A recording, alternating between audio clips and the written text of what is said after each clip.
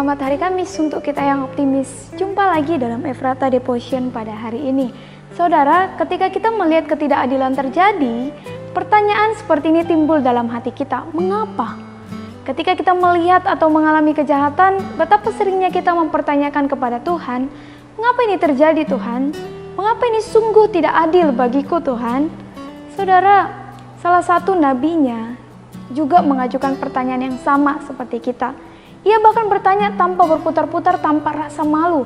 Habakuk 1 ayat 3 berkata, "Mengapa engkau memperlihatkan kepadaku kejahatan, sehingga aku memandang kelaliman? Ya, aniaya dan kekerasan ada di depan mataku, pembantaian dan pertikaian terjadi." Saudara, Nabi Habakuk gemes sekali karena teriakannya tentang penindasan tidak direspon Tuhan. Hatinya getir karena Allah memperlihatkan berbagai penderitaan pada saat itu. Dia katakan, "Mengapa engkau memperlihatkan kepadaku kejahatan, aniaya, kekerasan, dan pertikaian?" Ia melihat betapa hukum sudah kehilangan kekuatannya. Tidak ada keadilan. Orang fasik mengepung orang benar. Sebenarnya yang Nabi Habakuk alami, sebuah situasi yang hampir sama seperti yang Allah perlihatkan kepada kita di masa kini, bukan? Pertikaian ada di mana-mana. Kekerasan bahkan ketidakadilan pun terjadi di mana-mana. Apa yang diperlihatkan Allah sesungguhnya menjelaskan kepada kita bahwa tidak ada satupun orang di dunia ini kebal dari kemalangan. Allah tidak pernah berjanji membentengi kita dari kemalangan.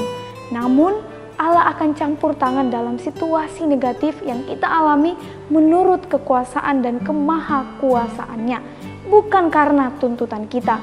Jadi masa-masa sukar adalah kesempatan bagi kita untuk lebih bergantung kepada Tuhan. Dan untuk menemukan bahwa ketika keadaan terjadi seperti yang tidak kita harapkan, kita beroleh kasih karunia-Nya untuk tetap bertahan. Allah mengizinkan semua kemalangan itu agar menjadi pengalaman yang mendidik bagi iman kita.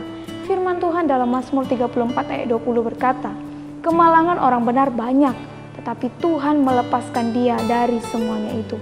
Walau sedang menghadapi kesulitan, Tuhan menjaga kita. Kita hanya perlu lebih bergantung kepadanya. Semangat beraktivitas, Tuhan Yesus memberkati. Kita berdoa. Bapa di surga, saat ini Tuhan kami datang di hadapan Tuhan. Kami rindu hidup kami boleh lebih bergantung kepada Tuhan. Segala penderitaan yang kami alami, pergumulan yang kami alami, ajar kami Tuhan untuk boleh terus bersandar kepada Tuhan. Ajar kami Bapa untuk boleh terus berpegang pada tangan-Mu. Terima kasih Bapa di surga. Sepanjang hari ini biarlah Tuhan berkati dan Roh Kudus Tuhan yang mengurapi kami. Hanya di dalam nama Tuhan Yesus Kristus kami sudah berdoa dan mengucap syukur. Amin.